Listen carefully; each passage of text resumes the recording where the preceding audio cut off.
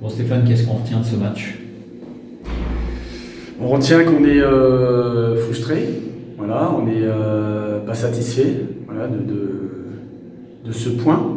Voilà, c'est pas le résultat en lui-même qui est gênant, c'est cette égalisation qui arrive trop tôt par rapport à l'ouverture du score et surtout sur un coup de pied arrêté. Voilà. Ouais. Donc on a une équipe qui est taillée pour répondre dans ce domaine-là. On avait identifié l'adversaire dans les coups de pied arrêtés et ça n'a pas suffi. Surtout que la semaine dernière, face à Bobigny, les coups de pied arrêtés, ça avait été une de nos forces, on les avait mis régulièrement en danger.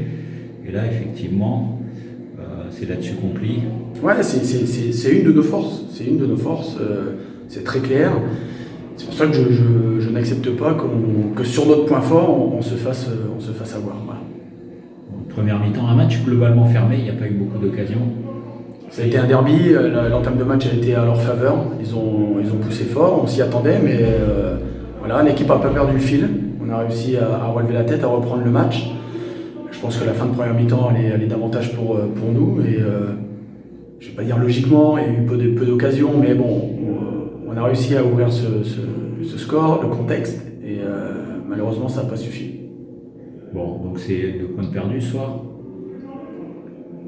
Oui, ce que je retiens vraiment, c'est pas les points au niveau comptable.